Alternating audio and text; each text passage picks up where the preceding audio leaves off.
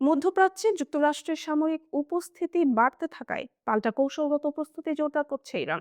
সাম্প্রতিক স্যাটেলাইট চিত্র বিশ্লেষণে দেশটির ক্ষেপণাস্ত্র ঘাঁটি, বিমান ঘাঁটি ও পারমাণবিক স্থাপনায় ব্যাপক মেরামত ও শক্তিশালীকরণের দৃশ্য উঠে এসেছে। আন্তর্জাতিক গণমাধ্যমের প্রতিবেদনে বলা হয়েছে, সম্ভাব্য সংঘাতের আশঙ্কায় তেহরান একযোগে সামরিক অবকাঠামো পুনর্গঠন ও প্রতিরক্ষা সুরক্ষা বাড়াচ্ছে। গত বছরের জুনে ইসরায়েলের আকস্মিক হামলার পর ইরানের কয়েকটি গুরুত্বপূর্ণ ক্ষেপণাস্ত্র উৎপাদন কেন্দ্র ও সামরিক স্থাপনা ক্ষতিগ্রস্ত হয়।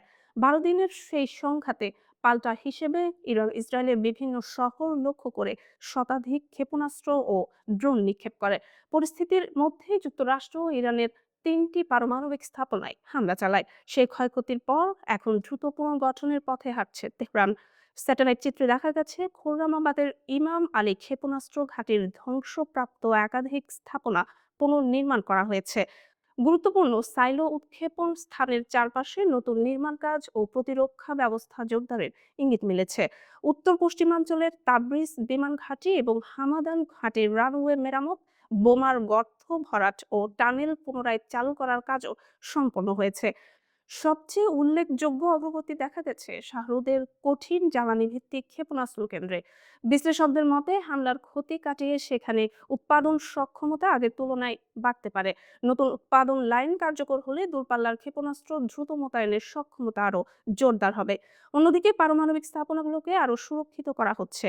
নাতানজের কাছে পাহাড়ের নিচে অবস্থিত ভূগর্ভস্থ কমপ্লেক্সের প্রবেশপথ কংক্রিট ও মাটি দিয়ে শক্ত করা হয়েছে, যাতে সম্ভাব্য বিমান হামলা প্রতিহত করা যায়।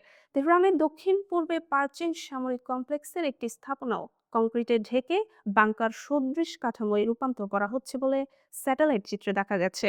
বিশ্লেষকদের মতে, যুক্তরাষ্ট্রের বাড়তি সামরিক সমাবেশের জবাবে ইরান কেবল প্রতিরক্ষা নয়, আক্রমণাত্মক সক্ষমতাও পুনর্গঠন করছে। কূটনৈতিকভাবে নমনীয়তার বার্তা দিলেও বাস্তবে তেহরান তার সামরিক ও কৌশলগত কাঠামো শক্ত ভিত্তির উপর দাঁড় করাতে চাইছে। ফলে মধ্যপ্রাচ্যে উত্তেজনা আরও ঘনীভূত হওয়ার আশঙ্কা উড়িয়ে দিচ্ছেন না পর্যবেক্ষকেরা।